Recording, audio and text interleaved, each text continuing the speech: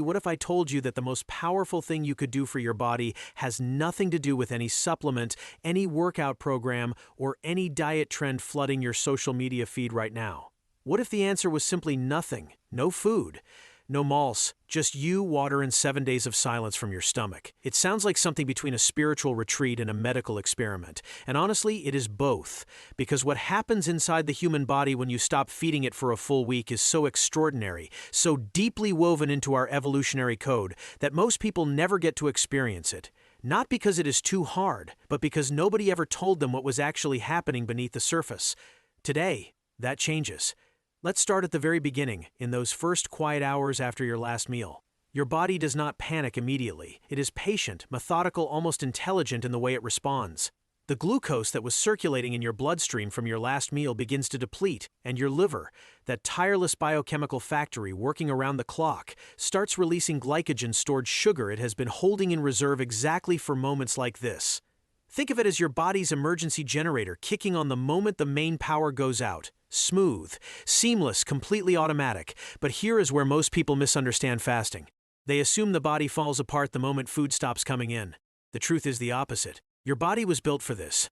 Long before grocery stores and fast food and 3-meal-a-day schedules existed, human beings went hours, sometimes days, without eating.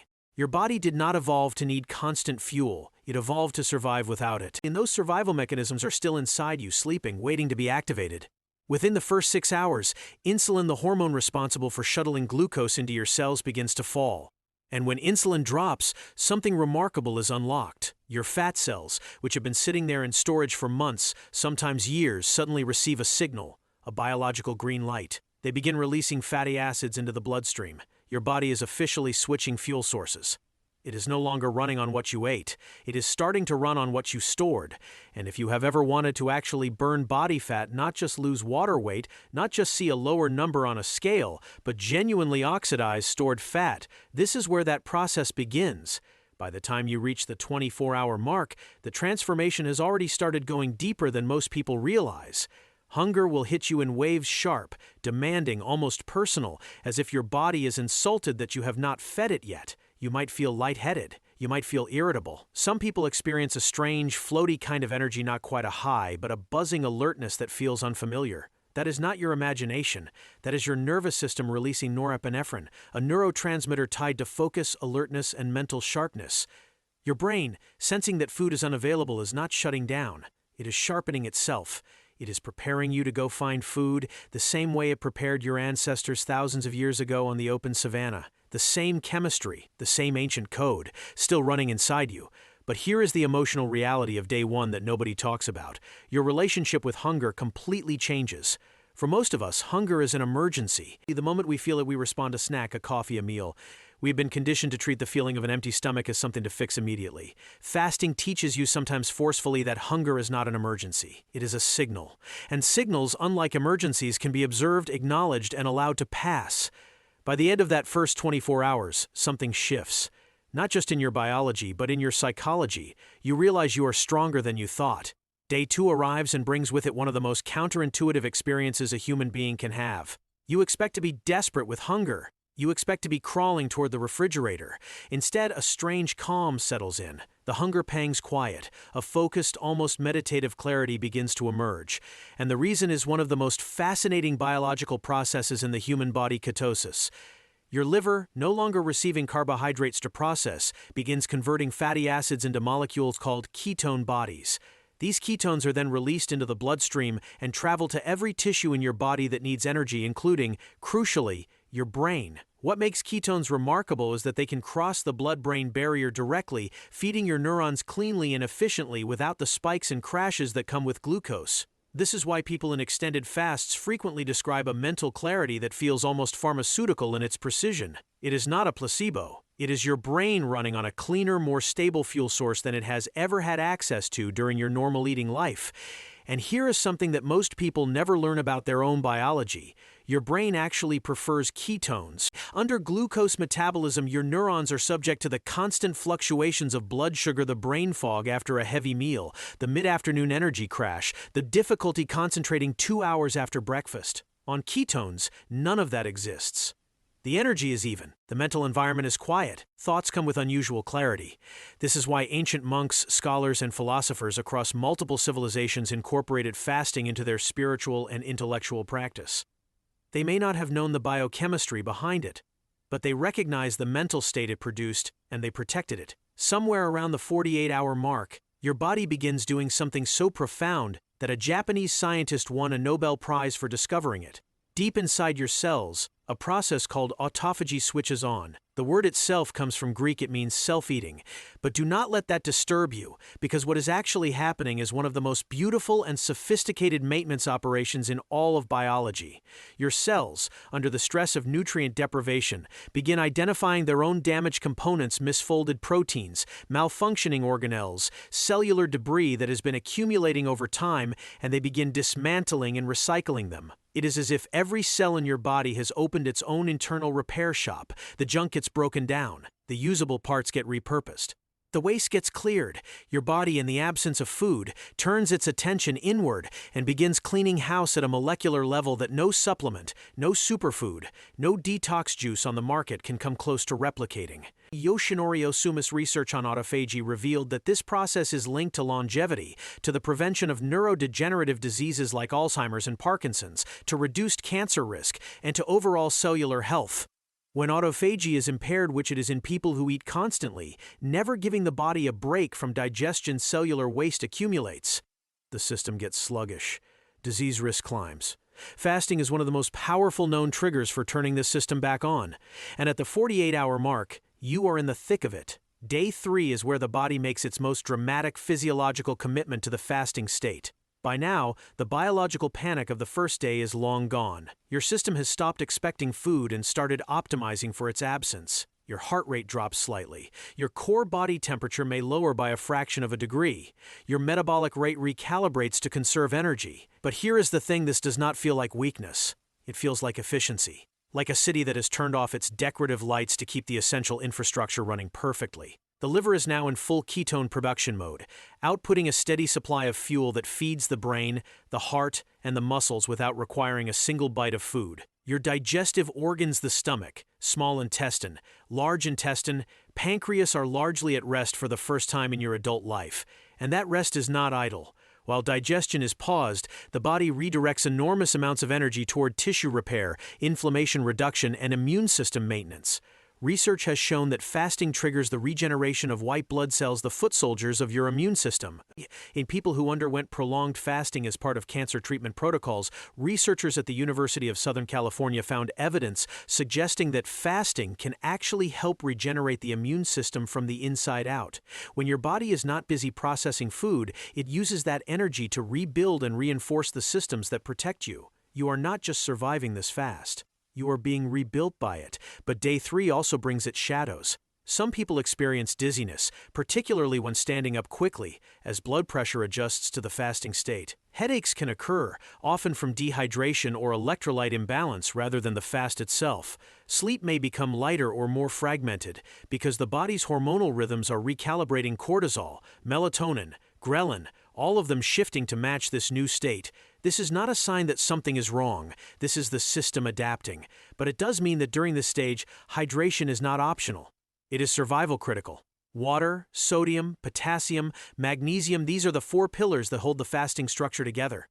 Neglect them and even the strongest willpower cannot compensate for what the body loses. By day 4, something happens that surprises almost everyone who reaches it. The energy comes back. Not gradually, not reluctantly, but in a surge that feels almost paradoxical given that you have not eaten in 4 days. You wake up and feel alert. Your body moves easily. Your mind is sharp. Your mood, which may have dipped on day 2 or 3, stabilizes and often brightens. The explanation is elegant. By this point, your mitochondria, the microscopic energy factories inside your cells, have become extraordinarily efficient at processing fat. They have had 4 days of practice. They are no longer adjusting to a new fuel source. They have mastered it, and fat, as a fuel, is incredibly dense. 1 pound of stored body fat contains approximately 3,500 calories of usable energy. Your body has access to an enormous, stable reservoir of fuel, and by day 4, it has learned exactly how to tap into it. This is the state that many researchers and biologists refer to as metabolic flexibility, the ability of the body to shift seamlessly between fuel sources, depending on what is available. Most people in the modern world have lost this flexibility entirely. They eat every few hours, their bodies never spend time in a fat-burning state, and their mitochondria become specialized exclusively for glucose. The result is the energy crashes, the brain fog, the constant craving cycle that millions of people accept as normal. 4 days into a fast, you are experiencing something most people alive today have never felt: a body operating with complete metabolic freedom. The mental dimension of day 4 and 5 deserves its own conversation, because what happens to the brain during this phase goes far beyond clarity and focus. Research has shown that extended fasting significantly increases the production of a protein called brain-derived neurotrophic factor, known as BDNF. This protein is essentially a growth factor for the brain. It supports the formation of new neural connections, enhances memory consolidation, improves learning capacity, and protects existing neurons from damage and degeneration. Elevated BDNF is associated with resilience to depression, sharper cognitive performance, and a measurably younger functioning brain. Exercise is one way to raise BDNF levels. Fasting is another, and during extended fasts, the increase can be substantial. People in this phase of fasting often describe an experience that is difficult to articulate through normal language. Ideas come more easily. Conversations feel deeper. The mental noise that usually fills the background of daily life, the anxiety, the to-do lists, the low-level stress that never quite goes away, gets quieter. Not suppressed, but genuinely quieter, as if someone has turned down the static and left only the signal. Many report feeling more present, more aware of small sensations, subtle emotions, the texture of a moment. This is not mysticism, it is neurochemistry. With your digestive system at rest, your hormones stabilized, and your brain running on clean ketone fuel, your nervous system simply has less noise to process. The result is something that feels, to those who experience it, like an unexpected gift. Ancient cultures understood this intuitively. The spiritual fasting traditions found in Islam, Christianity, Judaism, Buddhism, and Hinduism were not built on arbitrary suffering. They were built on the recognition that an empty stomach and a clear mind are not opposites, they are partners. The body, freed from the labor of digestion, turns its awareness inward. Perception sharpens. Gratitude deepens. The ordinary becomes vivid. Science has spent decades trying to explain what spiritual practitioners discovered through direct experience thousands of years ago. It turns out they were both right, just speaking different languages about the same phenomenon. Now comes the section of this journey that demands absolute honesty, because extended fasting is not without its dangers, and anyone who presents it as purely transformative without acknowledging its risks is doing you a disservice. The most immediate danger during prolonged fasting is electrolyte imbalance. Your body in the fasting state continues to excrete sodium and other minerals through sweat and urine. If those minerals are not replaced, the electrical signaling system that regulates your heartbeat, your muscle contractions, and your nerve impulses begins to destabilize. Muscle cramps, heart palpitations, extreme fatigue, and confusion can all result from electrolyte depletion. This is why unsupervised extended fasting is genuinely risky, and why anyone considering a fast of more than 3 days should do so with medical guidance. The second major risk is something called refeeding syndrome, and it is perhaps the most counterintuitive danger in all of fasting. It does not happen during the fast. It happens when you eat again. After an extended period without food, the body's metabolic systems have reorganized around a fasting state. When food is suddenly reintroduced, particularly in large amounts or in the form of simple carbohydrates, insulin spikes dramatically. Phosphorus, potassium, and magnesium rush into cells. The blood levels of these minerals drop sharply. For the heart and nervous system, this sudden shift can be catastrophic. In severe cases, refeeding syndrome can be fatal. This is not a rare or exotic complication. It is a documented medical phenomenon that has claimed lives, and it is the reason that breaking a long fast requires as much care and intention as beginning one. There is also the question of muscle preservation. The body, in an extended fast, will prioritize fat as fuel for as long as possible. But under certain conditions, particularly if electrolytes and hydration are not maintained, it will begin breaking down muscle tissue for protein. For most healthy people, this does not become significant until well past the 72-hour mark, and research suggests that ketosis actually has a muscle-sparing effect. But it is not zero risk. The body has no perfect system, and pushing any biological process to its limits requires understanding exactly where those limits are. Day 7.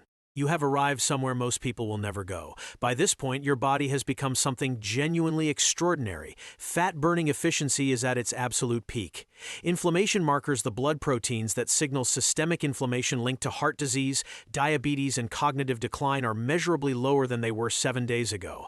Autophagy is still running, still clearing damaged cellular material, still recycling what can be used and eliminating what cannot. Your immune system has been under a quiet renovation. Stem cells have been mobilized. Your gut is rested, recalibrated, and ready. But beyond the science, something else happens at day 7 that researchers cannot fully measure, and that the people who have been there struggle to explain without sounding like they are overstating it. The relationship with the self changes. 7 days of choosing not to eat, of sitting with discomfort and letting it pass, of discovering that your body can do something you never believed possible, that experience does something to a person. The noise of ordinary life, of cravings and consumption and constant distraction, feels different on the other side. Food becomes meaningful again in a way it probably has not been since childhood. Hunger becomes information rather than emergency. The body becomes something you trust rather than something you manage. People who have completed week-long fasts frequently describe it not as an achievement they feel proud of, but as a perspective shift they feel grateful for. The small pleasures of life, a glass of water, the smell of bread, a quiet morning register with unusual depth, the relationship with appetite, with satisfaction, with enough, recalibrates in ways that often last long after the fast ends. It is, in the truest sense of the word, a reset. Not just for the body, for the mind's relationship with the body. Breaking the fast is its own art form, and doing it wrong can unravel everything you have built. On day 8, the goal is not to eat. The goal is to reintroduce eating the way you would reintroduce light to someone who has been in the dark, slowly, gently, in increasing increments. Start with small amounts of easily digestible liquids, diluted fruit juice, bone broth, a thin vegetable soup. Give the body 2 to 4 hours to respond before adding anything more solid. Your digestive enzymes are at low levels. Your gut lining is unusually sensitive. Your stomach has physically contracted. Respect all of this. A bowl of bone broth taken slowly on day 8 is an act of deep biological intelligence. A plate of pasta eaten quickly is a potential medical emergency.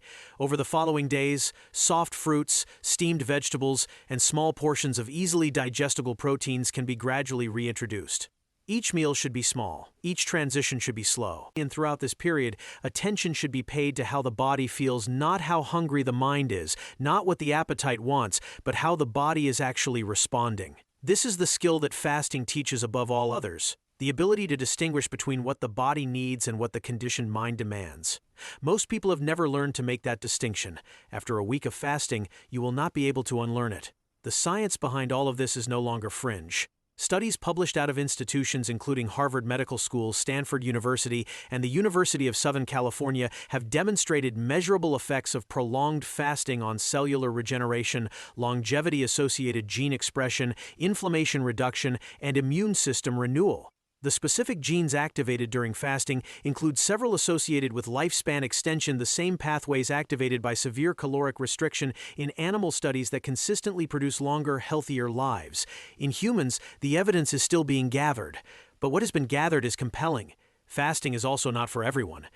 This cannot be said clearly enough. People with a history of eating disorders, those with certain metabolic conditions, anyone who is pregnant or nursing, and individuals on medications that require food intake should never attempt extended fasting without direct medical supervision. What heals one body can genuinely harm another. The biology is real, but it does not operate the same way in every human being. Respecting that fact is part of respecting your own body. What this week-long journey ultimately reveals is not about food at all.